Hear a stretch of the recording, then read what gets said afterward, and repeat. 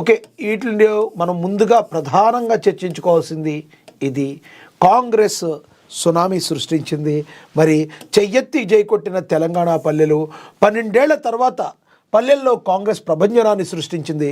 రేవంత్ పాలన ప్రజా దీవెన పండుగ చేసుకుంటున్న కాంగ్రెస్ కార్యకర్తలు 70% పంచాయతీలో కాంగ్రెస్ కైవసం చేసుకుంది. రాజన్న సిరిసిల్లతో సహా తెలంగాణలోని అన్ని జిల్లాల్లో కాంగ్రెస్ తన జోరుని చూపించిందని గల్లంతైన బీజేపీ, నిర్మల్లో బీఆర్ఎస్కు గుండు సున్నా. జడ్చెర్ల ఎల్లారెడ్డి కాంగ్రెస్ ఎమ్మెల్యేలకు షాక్.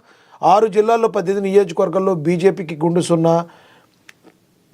గజ్వేల్లో కాంగ్రెస్ ఆధిక్యం. దుబ్బాక, ఆసిఫాబాద్ నియోజకవర్గాల్లో బీఆర్ఎస్ జోరు. 51 నియోజకవర్గాల్లో కాంగ్రెస్, 4 నియోజకవర్గాల్లో బీఆర్ఎస్ ఆధిపత్యాన్ని అయితే చూపించింది. ఓవరాల్గా చూసుకుంటే ఈ కాంగ్రెస్ సునామీ అని చెప్పొచ్చు. ఎందుకంటే గ్రామాల్లో చాలా సంవత్సరాల తర్వాత తన సత్తా ఏంటో కాంగ్రెస్ పార్టీ మరొకసారి రుచి చూపించింది.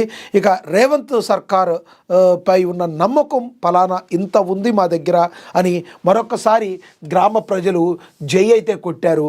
ఇక మెయిన్ ప్రజాపాలనలో ఏదైతే కాంగ్రెస్ పార్టీ తాను ఇచ్చిన హామీలను నెరవేరుస్తూ ఒక్కొక్కటిగా నెరవేరుస్తూ ప్రజలకి మరింత చేరువైంది. రేవంత్ ప్రభుత్వం మీద, ముఖ్యమంత్రి రేవంత్ రెడ్డి మీద అపారమైన నమ్మకాన్ని ప్రజలు నిలబెట్టుకున్నారు.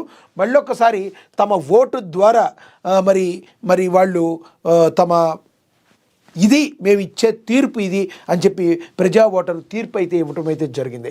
70% పంచాయతీలు కాంగ్రెస్ పార్టీ కైవసం చేసుకోవటం అంటే ఇది మామూలు విషయం కాదు.